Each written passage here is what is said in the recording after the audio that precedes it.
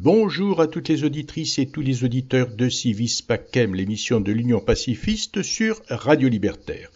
Vous êtes aujourd'hui avec Bernard et je vous signale que le lundi 29 juin 2020, j'ai appelé au téléphone Katia Canas pour avoir un entretien avec elle au sujet de l'écologie et de l'association Greenpeace. L'association Greenpeace qui était dénommée en français à ses débuts la Paix verte. Alors, qui est Katia Canas ?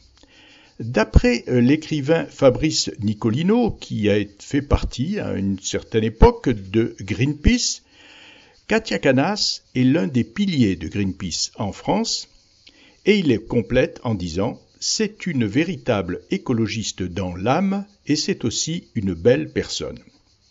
Alors je pense que, auditrices et auditeurs de Civis Pacem, vous êtes curieux de savoir quel a été l'itinéraire de Katia Canas. C'est ce qu'elle va nous raconter maintenant. Alors, Katia Canas, j'ai l'impression que les écologistes ont le vent en poupe en ce moment. Dimanche dernier, plein d'élus dans les grandes villes, Bordeaux, Lyon, Strasbourg, enfin j'en oublie. Et puis la convention, la fameuse convention citoyenne, naturellement, qui a été un peu rabotée, mais enfin bon, la convention citoyenne. Et puis, alors surtout aujourd'hui, ce qui nous fait plaisir, c'est l'arrêt de Fessenheim. Alors, est-ce que tu as l'impression maintenant que tout va bien? Tout va très bien, Madame la Marquise. Donc, il n'y a plus rien à faire? Il y a des choses à faire en tenant compte de la situation présente, qui n'est pas du tout la même que le contexte dans lequel a émergé la mouvance écologiste il y a 40 ans. Voilà, ça on va en reparler du démarrage. Mais effectivement, est-ce que tu as l'impression qu'il y a quand même des progrès aujourd'hui? Non, je n'ai pas du tout l'impression qu'il y a des progrès. Malheureusement, il y a des progrès, mais il y a aussi beaucoup de régression et il y a de la stagnation, mais surtout beaucoup de destruction et de détérioration de l'environnement, mais aussi du climat social, des relations humaines, mais surtout de l'environnement. Donc non, je n'ai pas du tout l'impression qu'il y a des progrès. Tu as parlé de Fessenheim par exemple. Pour moi, le fait qu'on arrête Fessenheim, je ne sais pas pourquoi on arrête Fessenheim aujourd'hui, mais c'est pas du tout pour des raisons, c'est pas pour les raisons qui nous intéressent.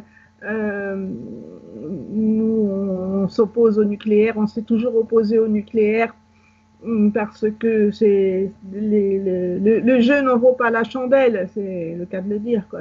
C'est-à-dire les risques que ça implique ne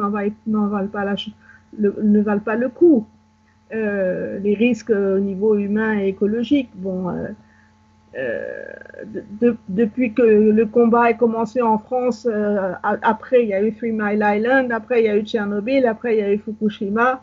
Bon, tout ça n'a pas suffi pour faire changer d'avis, les opinions publiques. Je dirais bien les opinions publiques. Et donc non, je ne considère pas qu'on a avancé. Je pense que voilà, les centrales nucléaires déjà auraient dû être fermées depuis longtemps, parce qu'elles sont en fin de vie, et indépendamment de la question de si on est pour ou contre le développement de cette énergie, les centrales françaises existantes qui ont plus de 40 ans auraient dû être fermées. Ta réponse, Katia Canas, ne m'étonne pas beaucoup parce que, bon, comme Fabrice Nicolino te considère comme une véritable écologiste dans l'âme, je crois qu'effectivement, bon, tu ne peux pas être satisfaite encore de ce qui se passe parce qu'il reste encore beaucoup à faire. Mais je sais que tu me dis que par contre, toi, tu continues à militer dans ton village. Enfin, ton village, il y a quand même 500 âmes. Comment il s'appelle ton village? Saint-Chamassis, c'est dans le Périgord-Noir, en Dordogne, près de Sarlat, Périgueux, c'est dans le sud-ouest.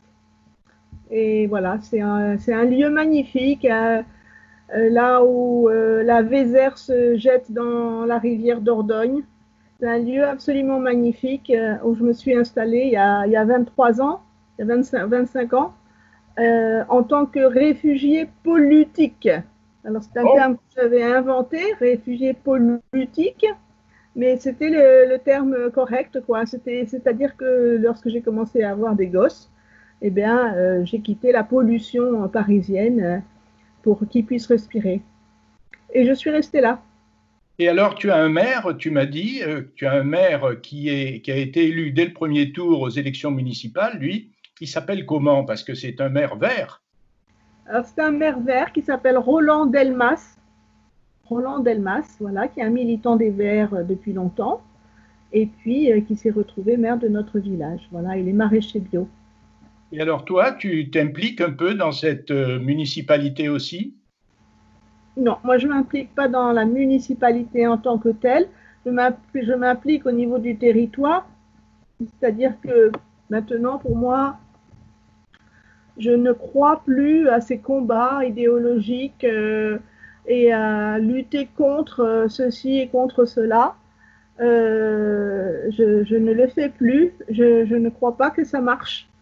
C'est pour ça que quand je dis que je n'y crois pas, c'est que je ne crois pas que ça marche. Enfin, mon expérience m'a montré que ça ne marche pas. J'ai un profond sentiment d'échec par rapport à beaucoup d'engagements que j'ai eu au cours de ma vie pour lutter justement contre le nucléaire, à commencer par la lutte antinucléaire. Donc j'ai un profond sentiment d'échec là-dessus.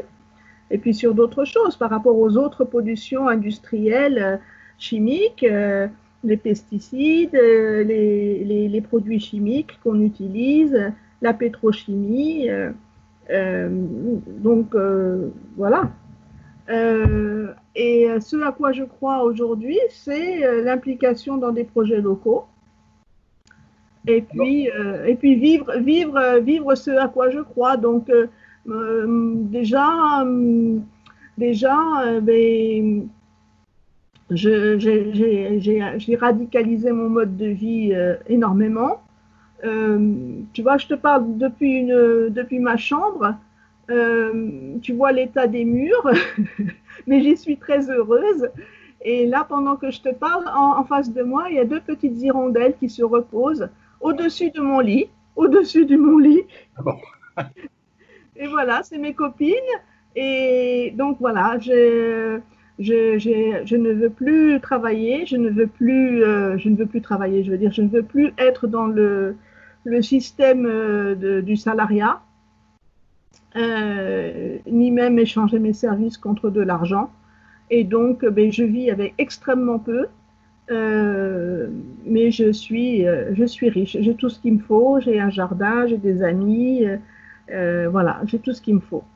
Et après, j'ai aussi du temps, en effet, pour m'engager dans des projets locaux. Il y a un tissu, dans les provinces comme chez moi ici, il y a un tissu d'initiatives, de gens qui ont des initiatives diverses et variées et qui sont vraiment en prise avec la réalité. Alors j'ai dit que moi je ne crois plus aux luttes. Bon, il y en a des luttes chez moi, hein, on vient d'en gagner une.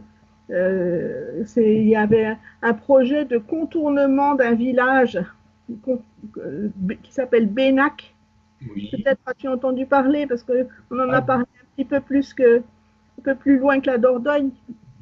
Le contournement de Bénac, c'est un projet défendu, enfin, c'est un projet qui date d'il y a 40 ans, mais qui était vigoureusement défendu par le président du conseil départemental ici, et vigoureusement opposé par un énorme collectif. Mais il y a eu vraiment des occupations énormes, une guerre juridique.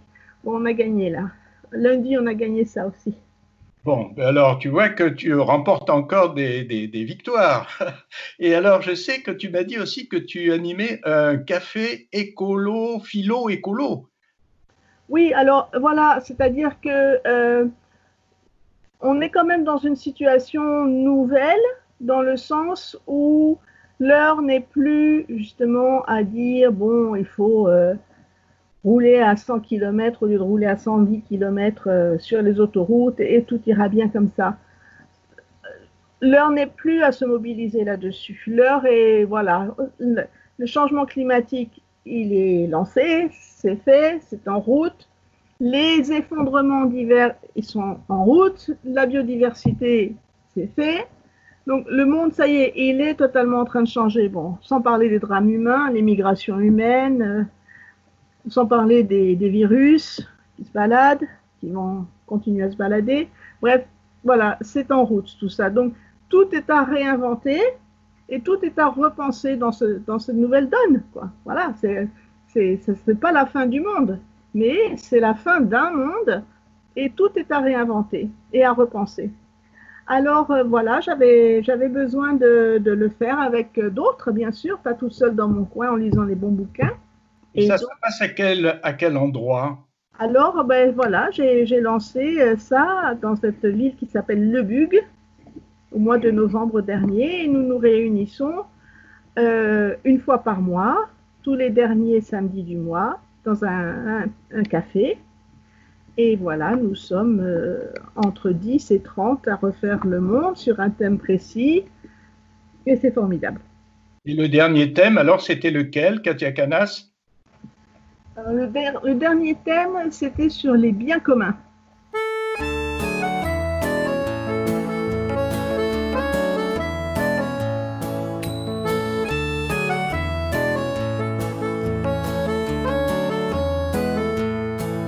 Puisque la seule valeur qui vaille dans cette fin de millénaire, c'est la monnaie, la mitraille, le fric, le pèse, le numéraire, les avoirs et les pépettes, la fortune, la grosse galette, le flouze et les picaillons, le capital et le pognon. Dans ma grande naïveté, une question me préoccupe, la nouvelle pauvreté. Faut nous dire combien ça coûte, 1 kilomètre d'autoroute, Superphénix réformé, un grand stade à footballer. Combien ça coûte une famille pour qu'elle survive une année, juste en bouffant des lentilles et en payant son loyer? Combien ça coûte la souffrance, combien ça pèse la détresse, combien ça coûte l'indigence dans notre beau pays de France?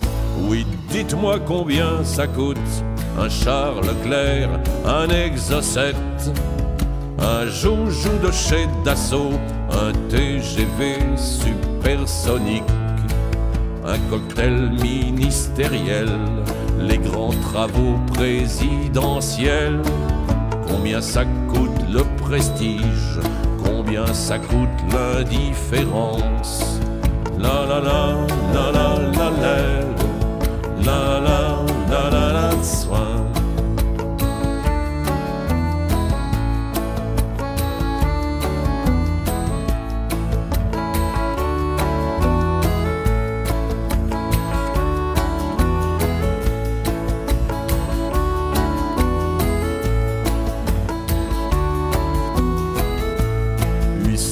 La seule valeur qui vaille dans cette fin de millénaire, c'est la monnaie, la mitraille, le fric, le pèse, le numéraire.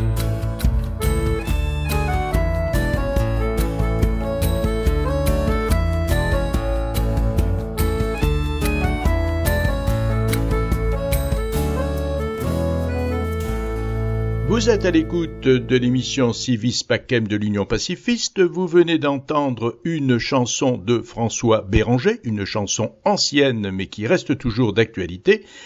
Et nous sommes en communication téléphonique avec Katia Canas qui est une militante écologiste.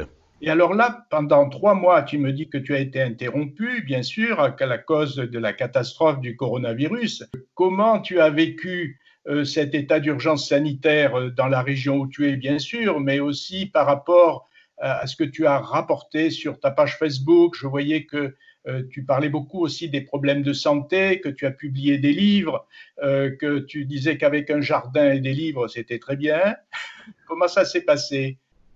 Mais c'est vrai que quand on a des livres et un jardin, c'est pas mal.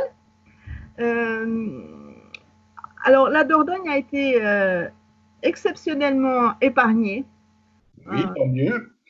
Par la contamination. Ça, c'est une chose. Et puis, pour ceux d'entre nous, et j'en fais partie, qui vivons à la campagne, eh bien, et qui n'ont pas été malades et qui n'ont pas eu de proches qui ont été malades, eh bien, ça a été juste merveilleux. Donc, c'est pas une catastrophe pour tout le monde. Loin de là, loin de là. Et d'une façon générale, j'ai du mal à parler de catastrophe parce que même s'il y a des centaines de milliers de personnes malades, combien de morts? On est à combien? 500 000 morts là? Oui, au moins un demi-million officiel. Même si je sais la souffrance humaine, enfin je sais, j'ai idée de la souffrance humaine liée à cette épidémie, au confinement dans le monde. Ceci dit, du point de vue global et d'un point de vue aussi invisible, je pense qu'il y a au moins autant de bons à prendre que de mauvais de cette crise, parce que ça a obligé tout le monde, où qu'il soit, et quelle que soit sa situation, ça a secoué tout le monde, ça a énormément secoué tout le monde. Même les privilégiés comme moi, pour qui ça n'a pas eu d'impact sur ma vie économique, sur mon organisation sociale, ben si, ça a eu un impact sur mon organisation sociale, mais un impact positif. Parce que, donc ça nous a tous énormément secoués, et puis on a été confinés, donc on a été obligés de se poser, de remettre en cause toutes nos certitudes, toutes nos convictions, tous nos conditionnements. On est allé chercher dans notre tête et dans notre environnement quotidien des nouvelles richesses, on a tout dépoussiéré, tout a été profondément dépoussiéré. Et ça ne peut être que positif. Ça ne peut être que positif. On est tous embarqués, tous plus ou moins, même moi, embarqués dans un train fou, avec des conditionnements et des comportements qui sont destructeurs, qui sont contradictoires avec nos valeurs, parce que c'est comme ça. Et là, ben non, stop. Il y a quelque chose qui ne va pas, on réfléchit. Et voilà, je pense que vraiment, il y a, qu'on le veuille ou qu'on le veuille pas, il y a un monde d'après. Alors évidemment, c'est pas le ciel était gris et maintenant il va être bleu, c'était noir et maintenant ça va être blanc. Non, c'est pas comme ça. Il y a toujours la complexité, et puis il y a toujours différentes forces qui s'opposent, et même elles s'opposent à l'intérieur de chacun d'entre nous. Et bon, ben voilà, le résultat des élections municipales, de toute façon, qui pouvait prédire? Maintenant, on ne peut pas prédire. Mais c'est vrai que c'est pas très étonnant après ce qu'on a vécu. Bon, voilà, mais ça montre qu'il y a eu quand même une évolution positive de la pensée des personnes qui sont allées voter. Comment aider ces pauvres gens qui agonisent, qui attendaient qu'on leur vienne à la rescousse, pendant que les infirmières mouillaient la chemise, que les infirmiers faisaient suer le burnous, pendant qu'ils couraient tous dans la panade, dans les couloirs encombrés de macabées. Les cherchez pas pour soigner les malades, tous les docteurs étaient à la télé. Ils nous ont tant confinés, puis déconfinés, puis reconfinés, qu'on redoutait d'être in fine déconfinés. Ils décrétèrent un jour que les vieux de la vieille, faut les achever à 70 balais, disant le contraire de ce qu'ils disaient la veille, quand cette grippette les faisait bien marrer. D'un air savant, il venait faire des tirades remplies d'avis et conseils empoulés. Pendant que l'hosto croulait sous les malades, nos braves docteurs étaient à la télé. Ils nous ont confinés, puis déconfinés, puis reconfinés, qu'on redoutait d'être in fine déconfinés. Il y avait le Raoult, celui qui les enquiquine, qui les traitait tous comme des diafoirus. D'après lui, il n'y a guère que sa chloroquine qui pourra foutre les chocottes au virus. La porte-parole, elle s'appelle Sibette. Il y en a qui pensent qu'elle porte bien son nom. On sent bien que la moindre idée qui se pointe lui déclenche un ouragan dans le citron. Ils nous ont confinés, puis déconfinés, puis reconfinés, qu'on redoutait d'être in fine déconfinés. Soir aux infos, y a le tondu, l'autre sadique qui compte les morts et puis y a le défilé des professeurs, des stars, des scientifiques, et puis le rouquin, la merloc, le cinglé. Et en fin de compte, on a su pour les masques qui étaient gérés par une bande de couillons. S'il en restait plus du tout, c'était parce que ils en avaient détruit 600 millions. Ils nous ont confinés, puis déconfinés, puis reconfinés, qu'on redoutait d'être in fine déconfinés. Les infirmières qui gagnent des clopinettes, même pas au SMIC, galèrent à tour de bras. On récompense nos courageuses causettes d'applaudissements, de médailles en chocolat. Mes petits marquis, vous devriez avoir honte. La dignité chez vous, elle est en deuil. Pas une seule de vos promesses à la gomme ont un jour consolé leur portefeuille. Vous nous avez confinés, puis déconfinés, puis reconfinés, mais vous resterez pour la vie déconfinés. Nous ne pouvions pas éviter cette chanson de circonstance de Pierre Perret, cette chanson qui remporte un grand succès actuellement après la gestion calamiteuse en France de la pandémie du coronavirus. Et nous reprenons maintenant notre conversation avec Katia Canas. Katia Canas, tu as commencé très très tôt à militer pour l'écologie. Je crois que tu avais 15 ans seulement. J'avais déjà 15 ans, comme tu as failli dire, ouais. Tu avais déjà 15 ans.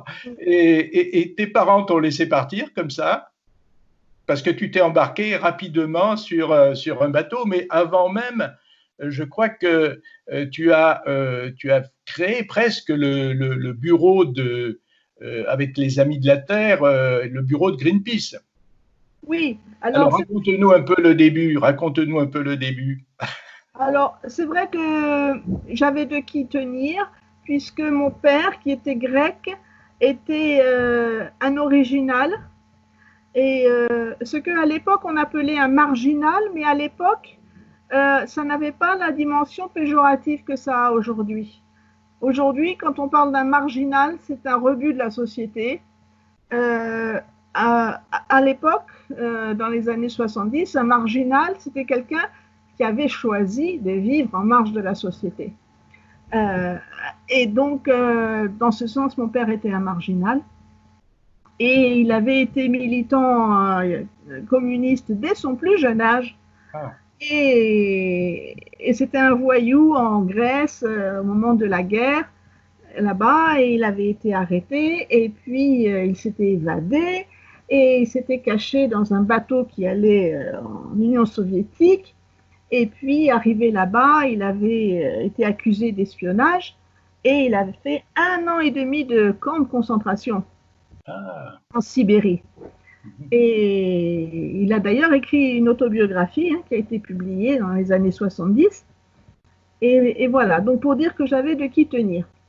Et bon, bien sûr, il était revenu du communisme, mais il restait profondément de gauche, même si lui non plus, bien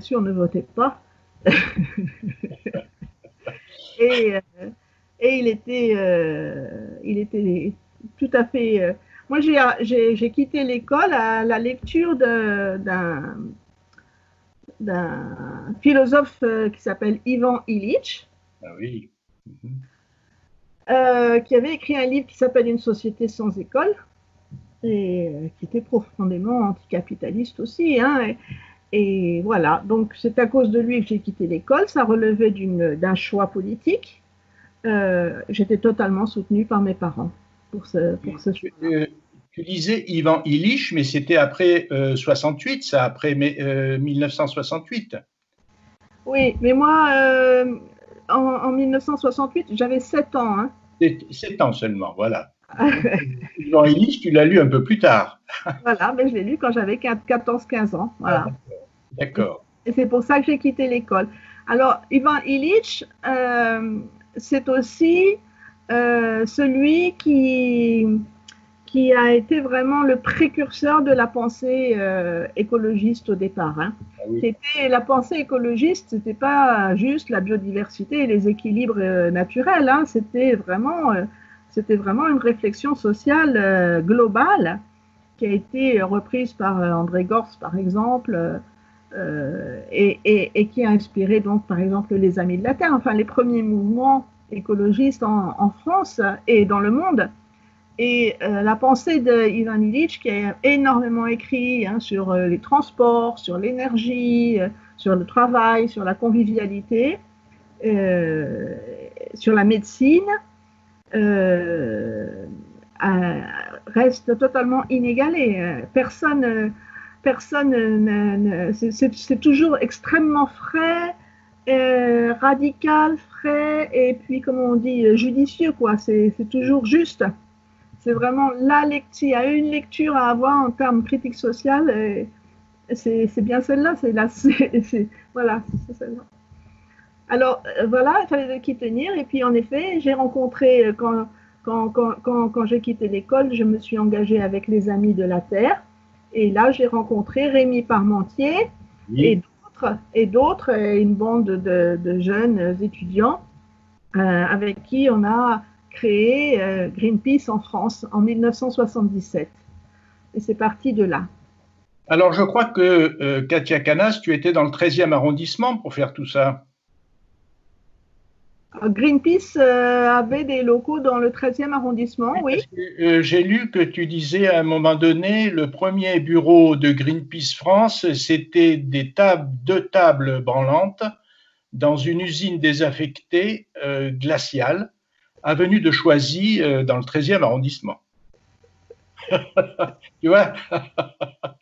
Et alors, comme j'habite dans le 13e arrondissement, je sais pas, je connais bien l'avenue de Choisy, je ne sais pas où était cette usine désaffectée, mais il y avait une usine Panhard qui avait été désaffectée. Je crois que c'était le numéro 114, Bernard. Je crois que c'était le numéro 114. Ah, 114. Bon, bah alors j'irai voir, ça m'intéresse beaucoup de savoir où était l'origine. Voilà. Et alors, comment ça s'est passé dans ce bureau? Vous étiez nombreux? Il y avait, tu vois, on arrivait là, il y avait une grande cour, très grande cour, et donc le local était au fond de cette cour, et oui, c'était une usine, donc c'était un grand local, quoi. Et voilà. Et alors, je me rappelle de cette cour parce qu'on a fait des feux de Saint-Jean, on faisait des fêtes. C'était un moment, c'était le début des écolos, et il y avait des manifs à vélo à Paris. Des Amis de la Terre organisaient des manifs à vélo. Il y avait aussi les manifs de Père Noël contre la consommation, où les Pères Noël se faisaient courser, dont j'étais Père Noël, on se faisait courser par les CRS, les Pères Noël coursés par les CRS à Paris, je ne sais pas, en 1976, je crois, ou quelque chose comme ça. C'est rigolo comme tout. Et alors, justement, dans les manifs à vélo, ça avait été initié un petit peu en 1974 par René Dumont, ça, pour sa campagne. Probablement, oui, probablement, mais... Il avait déjà commencé, et après, oui. ça a continué même avec Mouna Aguigui, qui prenait la Vélorussion. Oui. Ben moi, si tu veux, je suis arrivée juste après la campagne présidentielle où René Dumont s'est présenté. D'ailleurs, je n'en avais pas conscience, hein, parce que voilà, mais je suis arrivée après aux Amis de la Terre. et au moment où Brice Lalonde s'est présenté aux élections municipales dans le 5e arrondissement. Et c'était tout de suite après la campagne de René Dumont. C'était vraiment le tout début des écologistes. Oui. Et Mouna Aguigui, c'est quelqu'un dont je me souviens comme si je l'avais vu hier. Il y a pas mal de figures de l'époque, enfin pas mal, non, quelques figures de l'époque comme ça. Mouna Aguigui, mais je l'ai dans l'œil complètement, quoi, alors que je ne l'ai pas vu depuis 40 ans. Enfin, il a dû mourir il y a 30 ans au moins. Mais c'était quelqu'un donc qui était sur son vélo avec toujours beaucoup de tracts et de documentation sur lui, et puis qui se baladait sur son vélo, et puis qui faisait quoi, des conférences spontanées à droite à gauche, quoi. Voilà, d'abord à la Sorbonne et ensuite devant Beaubourg. Voilà. Je me rappelle de ses lunettes cassées avec du scotch. Oui. Et puis il avait un chapeau avec plein de badges. Voilà. Et puis voilà. Et puis je me rappelle un peu de ce qu'il disait. Voilà. Alors, parce que là, on va revenir, Katia Canas, sur ton itinéraire à toi, parce que tu as embarqué sur le Rainbow Warrior. Je vois, si je ne me trompe pas, dans les dates en 1979. 1979, c'est ça? Oui. Et alors, là, tu étais encore très jeune. Ouais, j'avais 17 ans. Et il y avait beaucoup de garçons ou beaucoup de filles, là?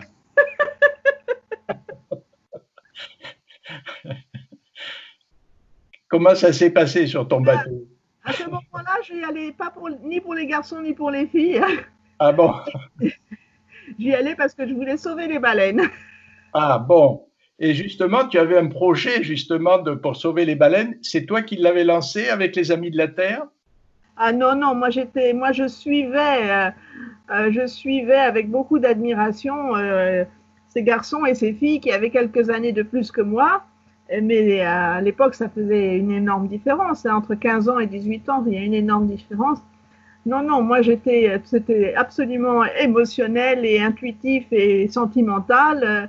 Je savais au plus profond de moi que les animaux étaient des êtres sensibles, que ça ne pouvait pas être juste d'aller faire exploser des baleines pour faire de la graisse, pour faire du rouge à lèvres, quoi. Il y avait quelque chose qui allait pas, quoi. Et au niveau des équilibres aussi écologiques. Donc ça, il n'y a pas besoin de réfléchir beaucoup pour savoir que ça va pas. L'histoire du nucléaire, c'est exactement pareil d'ailleurs. C'est-à-dire que je suis restée extrêmement primaire sur la question du nucléaire. Produire des déchets qui vont être radioactifs et mortels pendant une demi-durée de vie de 24 000 ans et qu'on ne sait pas éliminer, je ne suis pas d'accord. C'est tout. C'est une question morale et je n'ai pas besoin d'être scientifique, je n'ai pas besoin d'être intelligente pour avoir cette position, cette position. Voilà. Et pour les baleines, c'était pareil. Pour les baleines, c'était pareil. Sauf que là, que je me suis spécialisée, que je suis devenue très compétente sur ces questions de baleines, de chasse baleinière, puis ensuite de pollution industrielle marine, puis ensuite de pollution industrielle tout court, déchets, et voilà quoi. Ouais, donc le projet c'était vraiment mettre un terme à la chasse baleinière industrielle avant qu'elle n'ait exterminé les baleines. Voilà, c'était ça le projet. J'y croyais et j'avais raison d'y croire puisqu'on a réussi quand même. Oui. Grosso modo, on a réussi. Parce que ce premier voyage, Katia Canas, du Rainbow Warrior, c'était vers la Norvège. Oui, non, ce voyage-là, j'avais embarqué sur le Rainbow Warrior en tant que cuisinière, puisque à l'époque, bien sûr, on était juste une poignée de militants et on faisait tout. Il n'y avait pas, d'une part, les cuisiniers, d'autre part, les militants qui faisaient les campagnes, etc. Non, on faisait tout. Donc voilà, j'ai été en tant que cuisinière, puis en tant que Française aussi, parce qu'on voulait qu'il y ait des équipages internationaux. Ah oui. Et donc, j'avais 17 ans, je n'avais jamais cuisiné de ma vie. Hein. C'est mon père qui m'a donné des recettes à la dernière minute. Et j'étais assistante cuisinière d'ailleurs. Et cette expédition en Norvège, elle était pour par rapport à la chasse aux phoques. Il y avait lieu à Terre-Neuve au Canada. À l'époque, il y avait chaque année, à une saison bien précise, une chasse aux bébés phoques. Aux bébés phoques, donc aux blanchons. Enfin, on les appelait les blanchons parce que ces phoques-là, quand ils sont bébés, ils ont cette fourrure blanche magnifique. Et d'ailleurs, on a été rejoint dans cette campagne par Brigitte Bardot. Et il y a des photos de Brigitte Bardot qui embrasse les bébés phoques, tout le monde connaît ça. Et voilà, donc on a été en Norvège pour empêcher un bateau norvégien de partir, traverser l'Atlantique pour aller chercher les phoques. Voilà. Et alors ensuite, Katia Canas, le Rainbow Warrior, lui, a continué bien sûr des expéditions, et notamment contre les essais nucléaires dans le Pacifique. Là, tu en faisais partie de ces expéditions ou non? Non, moi j'étais donc en tant que cuisinière sur cette expédition au Rainbow Warrior. Oui. Après, je suis tombée amoureuse d'un marin australien qui fait que c'est en 1980, je crois, ou 81. J'ai été sur le Rainbow Warrior alors qu'il était arraisonné par la Guardia Civile en Espagne. Il est resté dans le port militaire de... Et pourquoi vous étiez en Espagne? Alors, le Rainbow Warrior avait mené des actions contre la chasse baleinière espagnole. Ah oui. Voilà. À l'époque, l'Espagne chassait la baleine. Et donc, et c'était sous Franco. Et donc, le bateau avait été arraisonné par l'armée, la Guardia Civile. Et il était emprisonné avec un équipage de 6 personnes, dont mon amoureux. Et donc, j'ai été en Espagne et je suis restée 6 semaines sur le Rainbow Warrior avec cet équipage de 6 personnes. Voilà. Et après, c'est tout. Après, les fois suivantes où j'ai été sur les bateaux, c'était plus en tant que membre d'équipage, c'était plutôt en tant que chargé de campagne, quoi. C'était quand je faisais des campagnes sur les pollutions industrielles, sur la Seine, en mer du Nord, aux Pays-Bas, en Belgique. Et sinon, non, j'ai jamais été dans le Pacifique. Par contre, j'étais dans le Pacifique en cœur et en esprit, puisque parfois, lorsqu'il y avait des expéditions là-bas, on était au bureau 24 heures sur 24 pour être un point de relais pour les équipages, notamment en 1981, je crois. Je crois que c'est à cette année-là où le Vega, un voilier de Greenpeace, est allé avec à son bord donc David McTaggart, Tony Mariner, un autre, et le quatrième c'était, il y avait Chris Robinson, et puis Brice Lalonde, justement, Brice Lalonde. Oui. Voilà. Et donc à ce moment-là, à Paris, je me rappelle qu'on avait installé des lits de camp dans notre bureau et qu'on y était 24 heures sur 24, on dormait là-bas. J'ai lu ta lettre, elle m'a ému, émerveillé, et j'ai bien cru te reconnaître, je ne sais pas bien qui tu es.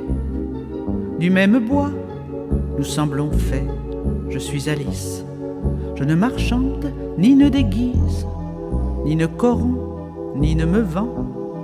Comme toi je vais au fil du temps, comme toi j'aimerais ce pouvoir de tendre parfois le miroir. Tout comme toi, incorrigible, essayant aussi d'être libre, au ventre aussi la même plaie. Tout comme toi suis amputé, je jette mon cri, mon salut, à l'immensité exiguë. Et malgré tout, la vie me pousse, même si je n'entends plus la source. Et comme toi, jamais, jamais, jamais, je ne m'habituerai à la bêtise et au vacarme, au travail, à la chaîne, aux larmes, au désert et à l'inertie, à tous ces regards d'eau croupie ni au sondage, ni au schéma. Mes ailes coupées 1000 fois ont su repousser, mais jamais ne m'habituerai au loto et à la vignette, au supermarché, au parc-mètre, à Hitler, à Mussolini ou à Staline, inassouvi, à tous les autres fabricants d'un monde amorphe, cruel, grouillant, que je rencontre chaque matin dans le ciel et sur mon chemin. Ainsi, ami, qui que tu sois, globe-trotteur de l'âme ou encore censeur critique ou fin rusé ou assoiffé d'humanité, errant, vagabond du savoir, porte-flamme ou porte-miroir, cheminot de fraternité, chanteur, voyageur, solitaire, je mets ma bouteille à la mer, j'ignore ton identité, c'est au fol amoureux de l'été ou au clown amoureux des mots que j'écris avant le chaos. Je t'aime. Après cette chanson d'Hélène Martin, intitulée « Lettre à un inconnu de Prague », je vous rappelle que vous êtes à l'écoute de l'émission Si vis pacem de l'Union pacifiste sur Radio Libertaire et que nous sommes aujourd'hui en compagnie de Katia Canas, l'une des fondatrices de Greenpeace France. Il y a eu plein d'aventures. Greenpeace en France a vraiment décollé en 82-83 avec des campagnes sur les déchets industriels, notamment les déchets de Seveso, qui ont vraiment lancé la question des déchets industriels en France et en Europe, et au cœur de laquelle nous étions. Et puis les pollutions industrielles sur la Seine aussi. Sur le nucléaire, ça y allait aussi assez fort, parce qu'on avait dénoncé des trafics de combustible nucléaire entre la Russie et la France, de l'hexafluorure d'uranium. Bref, on avait beaucoup d'amis et on commençait à avoir beaucoup d'ennemis aussi, quoi. Hein. Et puis,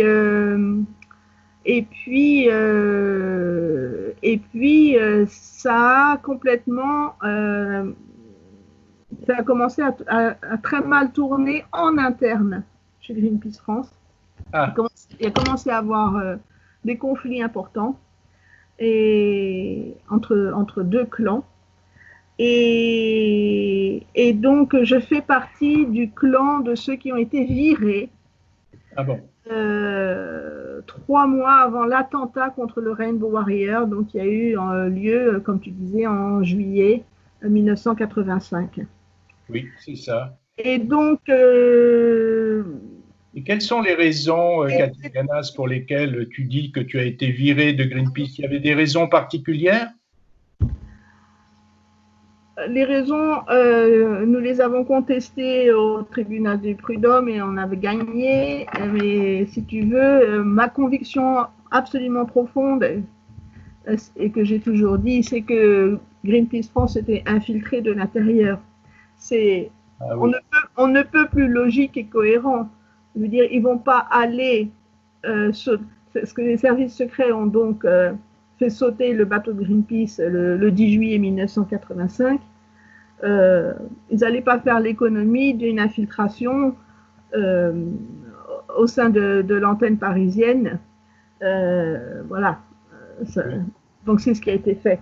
Bon, voilà. Après, j'ai pas de preuves, mais c'est ce qui est le plus probable. Et alors, le Rainbow Warrior a été coulé et juste avant, eh bien, j'avais participé à la fondation d'une nouvelle association qui s'appelait Robin des Bois, oui. avec mes autres amis qui avaient été virés de Greenpeace pour pouvoir continuer. Et puis, et alors, quand le Rainbow Warrior a été coulé, eh bien, mes amis et moi avons été dans une position extrêmement bizarre parce qu'au lieu de nous occuper de la promotion de Robin des Bois, eh bien, nous nous nous occupions de la défense de Greenpeace, pour expliquer. Voilà.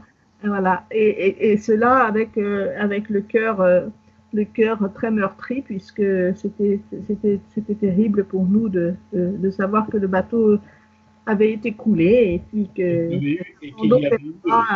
était mort noyé. Voilà, qu'il y avait eu un mort, donc Fernando Pereira. C'était surtout aussi tout ça qui était très grave. Oui, oui. Et puis voilà, ce qui était aussi extrêmement grave et qu'il est resté longtemps, c'est que il y a eu une campagne de désinformation terrible à l'époque. C'est-à-dire qu'on n'a pas parlé de Greenpeace, on a parlé de l'affaire Greenpeace. Ah oui. Voilà. Et Greenpeace n'était pas le sujet, c'était l'affaire Greenpeace. Donc c'était terriblement douloureux. Et les Français n'ont pas été informés de ce qu'était Greenpeace à l'époque. Il n'y avait personne pour leur dire ce qu'était Greenpeace.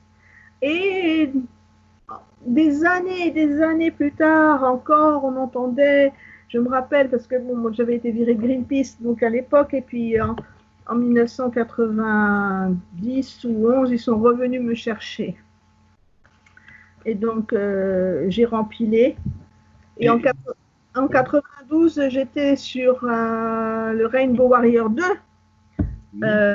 à Marseille. Et puis, on avait une journée porte ouverte sur le bateau.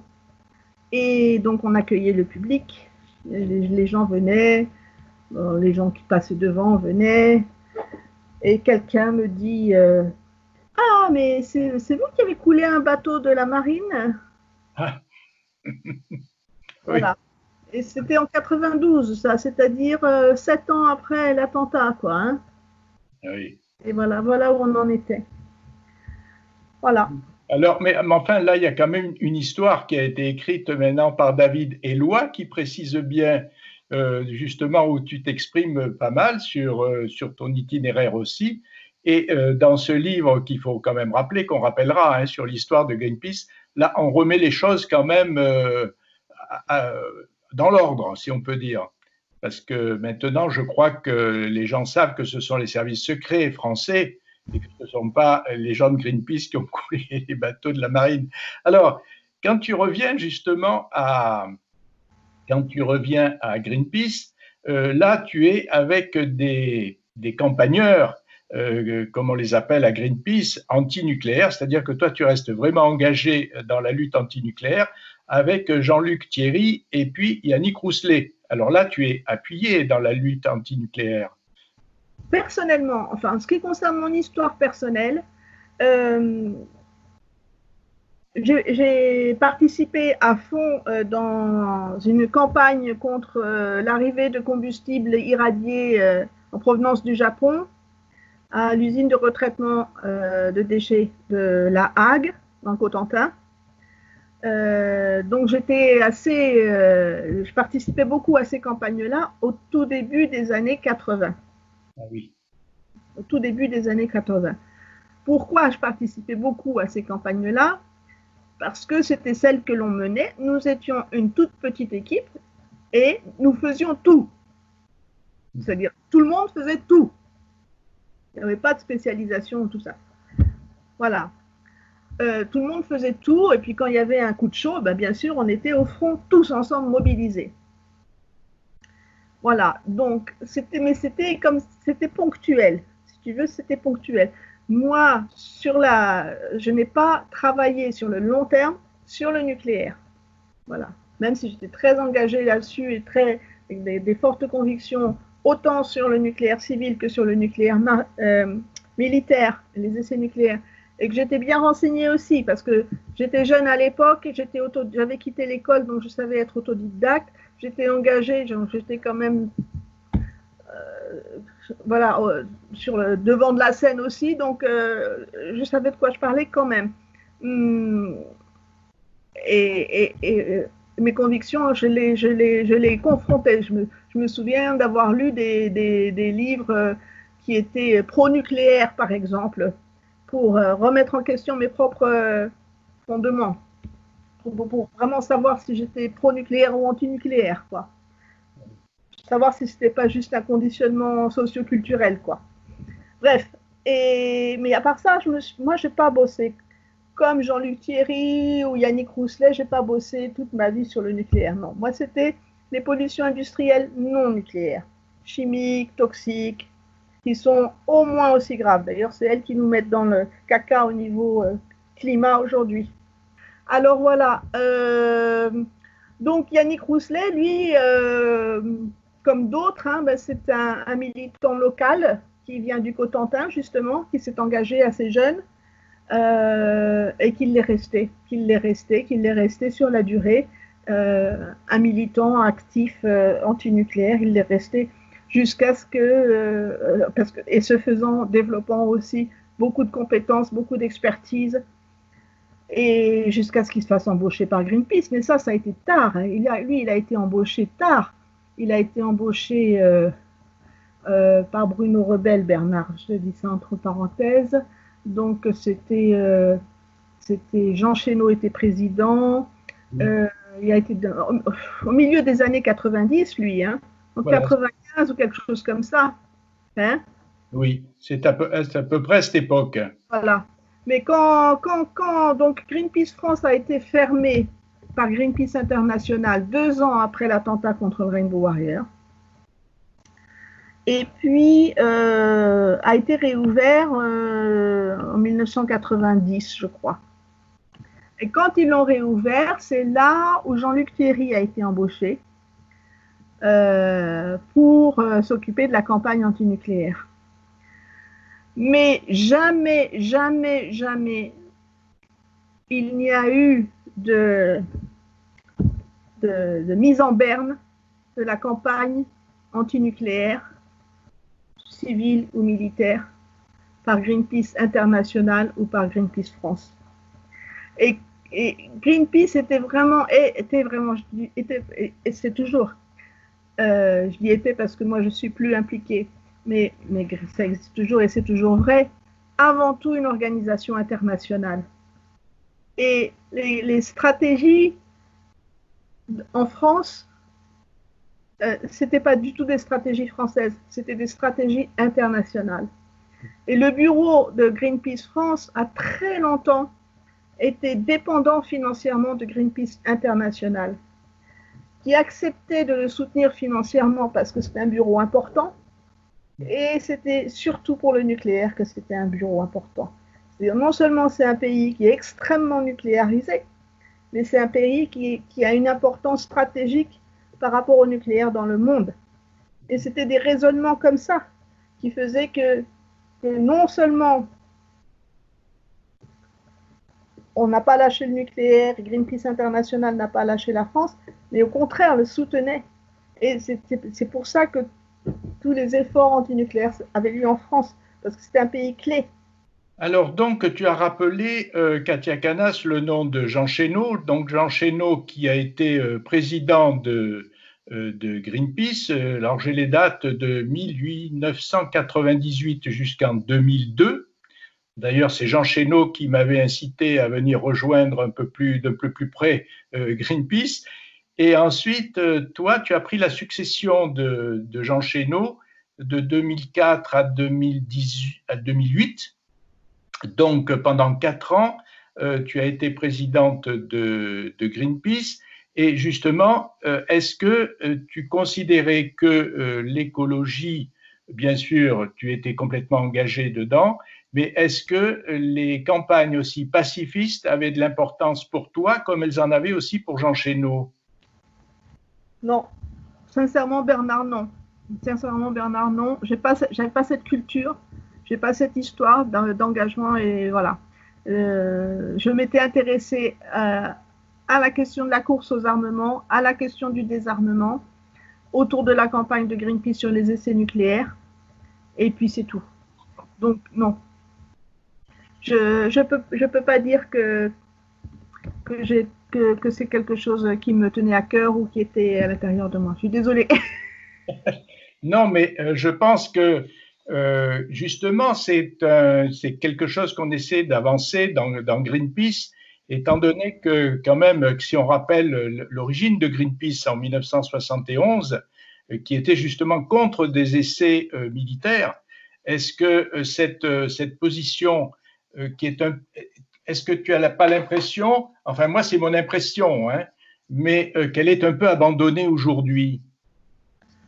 Ben, encore une fois, hein, très sincèrement, je n'ai pas l'impression qu'elle ait été forte dans la culture de Greenpeace en France et dans le monde, qu'elle n'ait jamais été très forte tu vois, bon, il y a eu l'histoire des essais nucléaires qui a justifié, si tu veux, un développement de cette culture, et puis aussi Greenpeace, mais la peace, c'est dans le sens que notre action à nous est non violente, si tu veux, et qu'on croit dans l'action non violente et dans la non-violence en tant que philosophie et mode d'action à la façon de Gandhi, si tu veux, tu vois, ou de Luther King, ou des Quakers. Mais l'histoire pacifisme,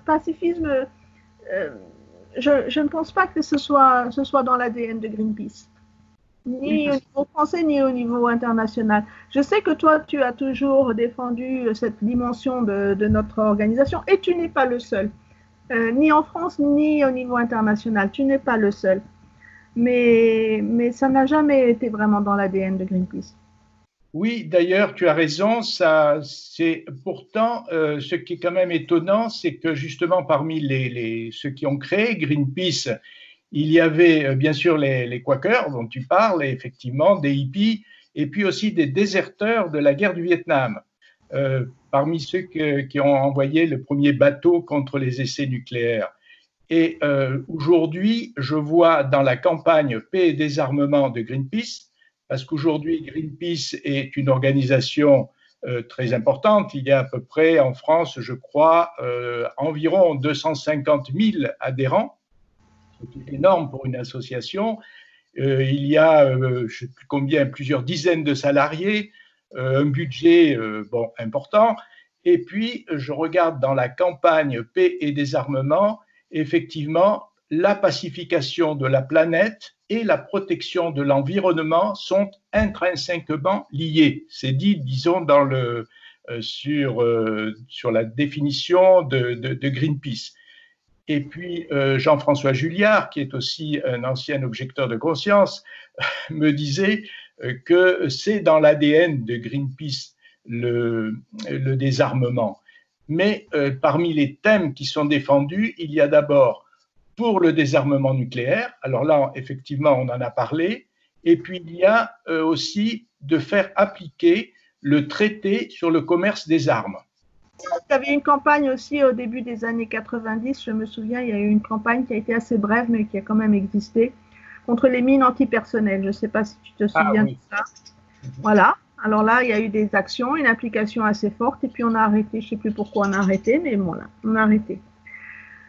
Et non, c'est vrai, il y a eu des campagnes pour le traité contre les essais nucléaires, enfin, le traité d'interdiction des essais nucléaires. Enfin, il y a eu beaucoup de choses qui ont été faites. Il y a beaucoup de choses qui ont été faites. Mais bon, moi, je ne suis pas trop au courant. Et puis, je suis pas très. C'est un peu comme le nucléaire civil, hein, c'est-à-dire que c'est pas très réjouissant hein, quand tu vois l'état du monde. Alors, j'écoutais avant notre entretien, j'écoutais celui que tu as eu avec Ludivine, l'historienne machin là. Oui, Ludivine Bantini. Oui, Ludivine Bantini. J'ai écouté la moitié de l'entretien, qui est super intéressant d'ailleurs, et où vous parlez des combien de milliards pour le Rafale. Je ne sais plus exactement, mais beaucoup. Ouais, beaucoup, tu vois, beaucoup. Je veux dire les prix. Voilà, on en est toujours là. On en est toujours là. Je veux dire, c'est n'importe quoi. On s'en fiche que les infirmières crèvent la bouche ouverte, mais il y a tout ce qu'il faut pour les Rafales, quoi. Oui, et puis ça continue d'ailleurs dans le nucléaire, puisqu'il y a eu encore des essais de missiles il y a très peu de temps, là, il y a une semaine ou deux. D'ailleurs, en pleine crise du coronavirus, on essayait encore des missiles nucléaires. Donc, voilà. Les dynamiques de destruction et de pouvoir sont toujours très fortement à l'œuvre, très fortement à l'œuvre. Et voilà, mais franchement, c'est pour ça, moi, l'histoire de la non-violence et de la pacification du monde, maintenant, franchement, j'essaye de commencer par moi-même et puis de faire autour de moi, quoi. Donc, Justement, parce que, bon, là, on ne va pas revenir sur René Dumont, qui était lui aussi écologiste, bien sûr, mais il est devenu sur le tard, René Dumont, écologiste. Il était avant tout d'abord antimilitariste et ensuite anticapitaliste. Alors, une question que je voulais te poser justement à ce sujet, est-ce que tu penses que l'écologie ne peut fonctionner que dans un système qui ne soit pas capitaliste? Bon, d'abord, moi, je suis profondément anticapitaliste, je précise. Et d'ailleurs, c'était amusant d'entendre, parce qu'un des livres que je lis en ce moment, c'est Adieu au capitalisme de Jérôme Bachet, dont Ludivine, l'historienne, parlait aussi. Et c'est un livre qui me fait beaucoup de bien.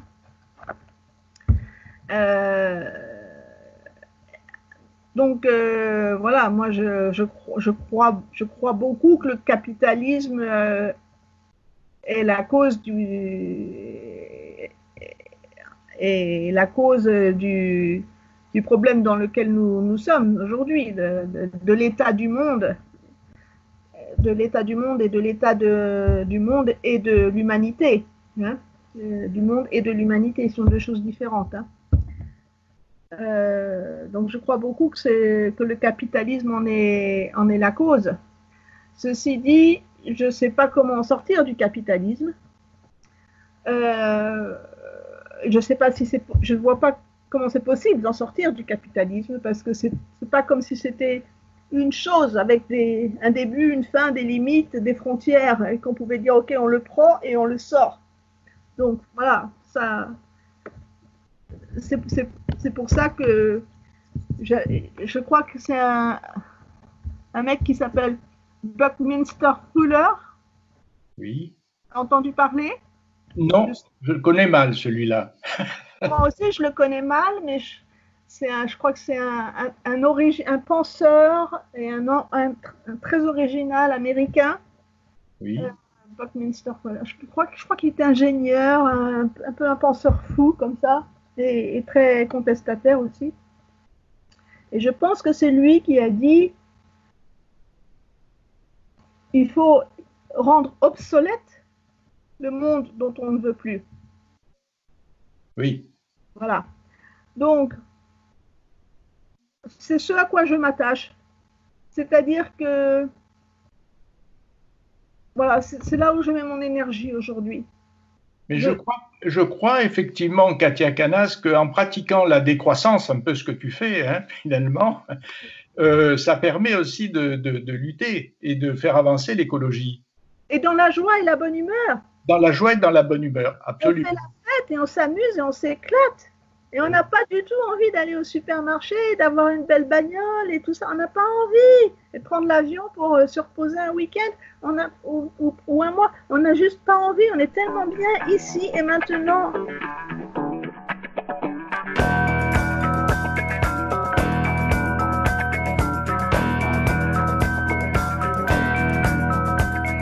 Vivre. Vivre.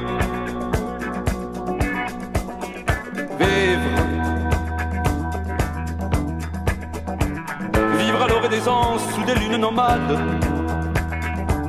occuper des chemins sous des cieux oreillers, voler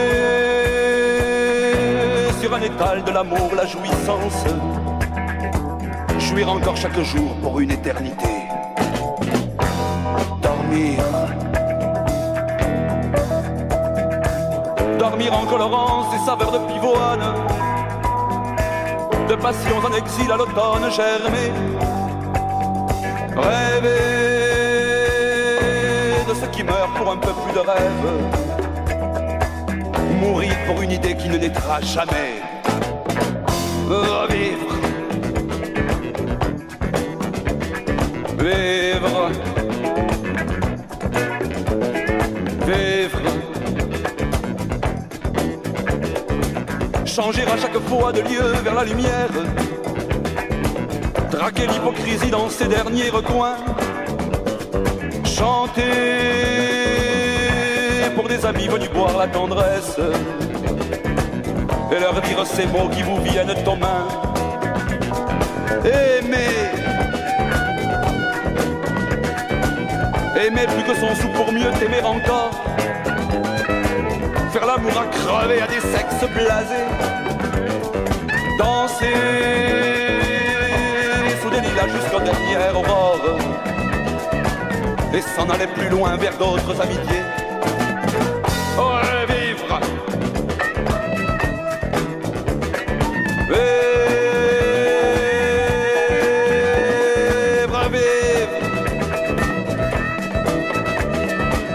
Vivre à la déraison jusqu'à ce qu'amour suive. Et se laisser bercer par un sommeil d'été. Au bord de la folie, au sommet d'un délire. Vivre chaque désir et ne mourir jamais.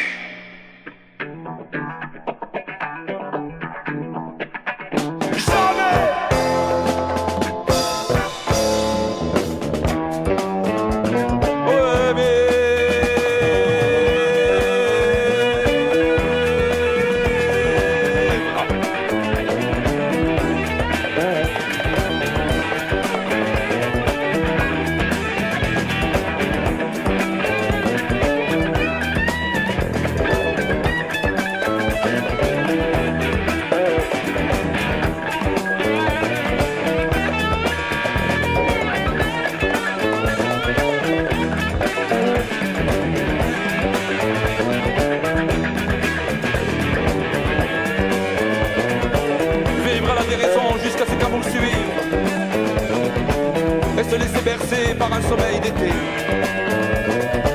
Au bord de la folie, au sommet d'un délire. Vivre chaque désir et ne mourir jamais.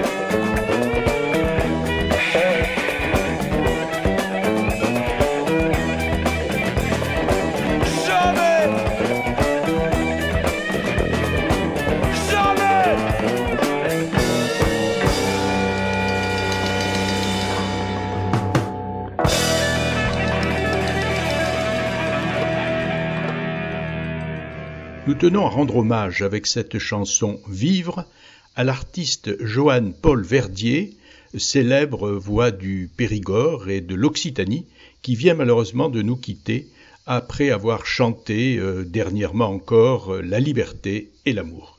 Et nous continuons maintenant notre entretien avec Katia Canas au sujet de l'écologie. Est-ce qu'on peut garder le capitalisme et faire de l'écologie ? De toute façon, le capitalisme, on l'a. De l'écologie, on peut en faire. On en fait. Et puis, advienne que pourra. Hein, ça va chier. Hein, ça va drôlement chier, là. Hein, c'est-à-dire que là, on n'a même pas vu un début de millième de début de cette transition dans laquelle on est en train d'entrer, quoi. Hein, cette sixième extinction des espèces. Et comme Aurélien Barraud dit si bien, c'est pas la sixième extinction des espèces, c'est la première extermination massive délibérée des espèces. Il a bien raison, hein. Et c'est fait, je veux dire, c'est fait. C'est 85% de la biodiversité est déjà capote, hein. C'est fait. Même s'il y a eu un répit pendant le confinement pour biodiversité, ça ne change rien. Hein. Réchauffement climatique, même chose. Même si on arrête absolument tout de suite, là, c'est fini, la machine, elle est en route. Oui. Et alors, justement, il y a quand même une prise de conscience, surtout chez les jeunes. Bon, on a vu avec le phénomène Greta Thunberg, et on le voit aussi dans les manifestations, les marches pour le climat aujourd'hui, Extinction Rébellion, là aussi, avec beaucoup de jeunes. Bon, est-ce que justement, les jeunes ne se sentent pas menacés et ont envie de réagir? Est-ce que ça ne donne pas un bon espoir, ça? Bernard, c'est dans la nature humaine. Les jeunes s'engagent et se mobilisent, quelles que soient les causes. Hein, ça a toujours été comme ça. Hein. Surtout maintenant, enfin, je sais pas, je pense que ça, moi je ne suis pas historienne, moi, mais je pense que ça a toujours été comme ça, que les jeunes s'engagent et se mobilisent et vont au front. Enfin, c'est pas nouveau. Toi et moi, on l'a fait, non? Donc, c'est pas nouveau. Alors, puisque tu as regardé le début d'un entretien avec Ludivine Bantini est une historienne qui s'est beaucoup occupée des mouvements sociaux qui a écrit un livre qui a été très remarqué. Elle en a écrit plusieurs, mais qui a écrit un livre sur 1968, non pas sur mai 68 les étudiants, mais sur les mouvements sociaux de 1968 et même avant. Et elle a créé aussi une association, elle en a créé plusieurs, mais enfin comme toi, mais elle a créé une association qui s'appelle Ni guerre, ni état de guerre, c'est-à-dire une association qui a été créée après les attentats de 2015 en France, parce que il semblait qu'en France, on était en train de créer un état de guerre intérieur, c'est-à-dire qu'il y a de la répression contre les mouvements sociaux. Alors, est-ce que tu as ressenti ça? Très fortement, très fortement. Non, mais je suis dans l'effroi absolu par rapport à l'état de la société, par rapport à la répression, par rapport à l'environnement social. C'est effroyable, c'est sidérant et effroyable. Voilà. Oui, parce que même à Greenpeace, les campagneurs, les personnes qui justement font des actions non violentes, commencent à s'interroger sur la riposte violente de l'État, et justement avec des moyens, ce qu'on appelle l'ordre légitime, hein, la violence légitime. Donc, c'est aussi ça qui nous inquiète, c'est-à-dire cette montée, cette tension qui monte en France. Oui. En France et dans le monde. Hein. Et dans le monde.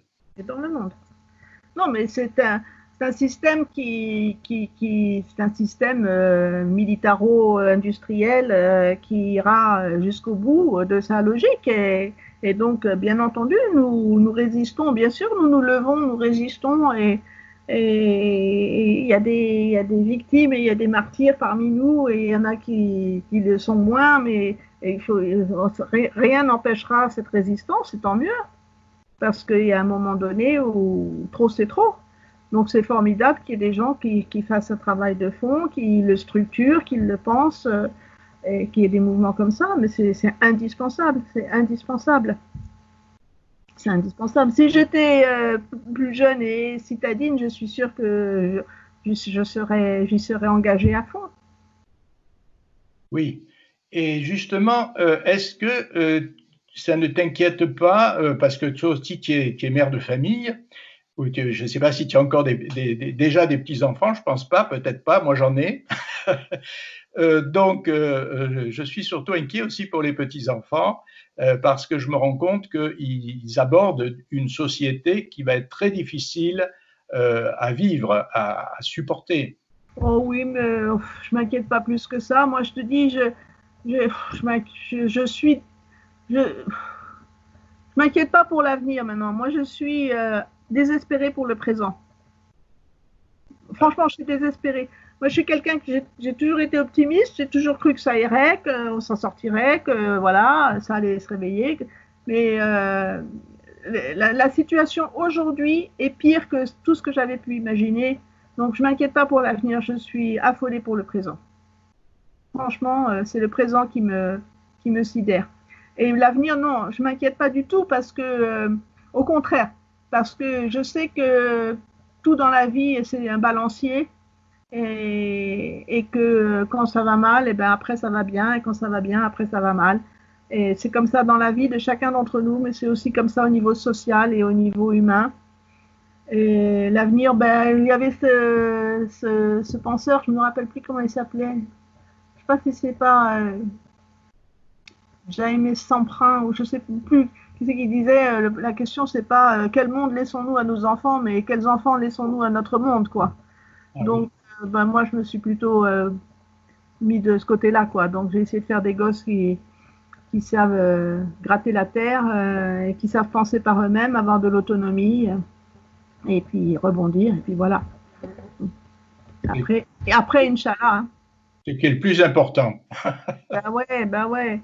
Après, ça leur appartient, le monde, il leur appartient. Hein. Bon, alors j'espère, on va compter sur eux et on va les aider tant qu'on peut. Voilà, c'est ça. Malgré tout, on ne lâche rien, nous autres. Voilà, ben c'est dans cette posture-là que je suis aujourd'hui.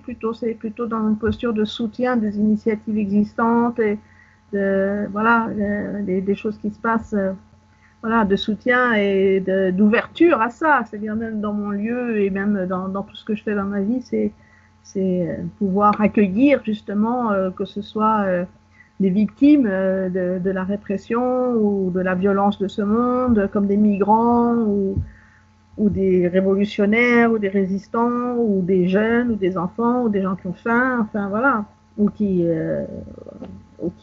flippent aussi pour justement pouvoir parler, réfléchir et faire ensemble, quoi. Bien, alors j'ai vu aussi que tu faisais partie dans un livre. Alors attends, je reprends le titre parce que le titre m'a beaucoup plu. Un livre de Sylvia Testin, Message pour un monde meilleur. Alors là, il y a 50 personnalités.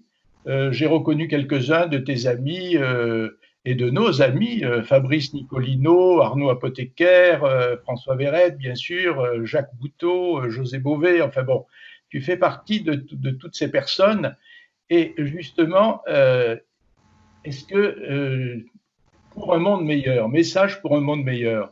Alors, qu'est-ce que tu avais raconté qu'est-ce que tu avais donné comme message pour un monde meilleur? On va terminer là-dessus. Alors Bernard, ce livre, il a été réalisé par cette photographe qui s'appelle donc Sylvia Tostin ou Sylvia Testin, qui est photographe, hein, qui était juste une personne sensibilisée à l'environnement, qui voulait faire sa part. Je crois qu'il y a plus de 10 ans. Hein. Oui, c'est ça. Il y a plus de 10 ans qu'il a été fait. Et c'est vrai que les choses bougent énormément. Les choses vont de plus en plus vite. Hein. On est pris dans ce tourbillon. Les choses vont de plus en plus vite. Les consciences bougent énormément aussi. Il y a des gens qui sont morts, beaucoup, parmi nous, hein, parmi les personnalités engagées, écologie et tout. Et puis il y en a qui viennent au monde aussi. Greta Thunberg, etc. Et donc là, c'est 50 personnalités qui ont été choisies par Sylvia pour faire un message pour un monde meilleur, mais c'est 50 parmi tant d'autres, Et aujourd'hui, il y en a tellement, il y en a des milliers de personnes qui sont profondément engagées, qui savent de quoi elles parlent. Et ça, je trouve ça vraiment, ça fait vraiment chaud au cœur et ça donne vraiment d'espoir. C'est vrai, tu as raison qu'il y a des jeunes, et il y en a beaucoup, qui sont vraiment engagés, qui ont la tête sur les épaules, qui savent réfléchir et qui sont qui y vont, quoi, qui sont vraiment engagés. Et tu as évoqué le livre de David Eloi qu'il a écrit sur l'histoire de Greenpeace France. Il a donné la parole à ceux qui ont fait Greenpeace France, donc il m'a beaucoup donné la parole puisque j'ai beaucoup fait Greenpeace France. Nous étions, je crois qu'il a interviewé comme ça une 50aine d'entre nous aussi. C'est ça, oui. Voilà, et donc j'ai relu ce bouquin avec plaisir parce que c'est un peu comme lire ma propre histoire, mais c'est la chose qui m'a le plus plu dans ce livre, c'est l'introduction, ou le premier chapitre, où il parle de quelque chose qui vient juste de se passer. C'était un procès de personnes qui avaient occupé une centrale nucléaire. Et là, il interviewe beaucoup une jeune personne qui était impliquée dans cette campagne, dans cette action. Et c'était pour moi, c'était le plus extraordinaire de tout le livre, ça, parce que c'est une jeune personne et c'est maintenant, et c'est tellement brillant et intelligent ce qu'il dit, ce gars. Oui, mais enfin, les jeunes se servent aussi de l'expérience des autres, de ceux qui les ont précédés. Et puis, ce qui est encourageant, justement, c'est qu'ils n'abandonnent pas. Et c'est ce qui est très plaisant, justement, à Greenpeace, c'est qu'il y a beaucoup de jeunes. Il y a beaucoup de jeunes dans cette association et qui sont très engagés. C'est vrai. Eh bien, nous arrivons à la fin de cette émission. Il me reste maintenant à remercier Katia Canas. Katia Canas, je vous le rappelle, qui est cofondatrice de Greenpeace France et qui n'avait pas hésité d'ailleurs lorsqu'elle était toute jeune, en 1979, de s'enchaîner à un bateau norvégien chasseur de phoques.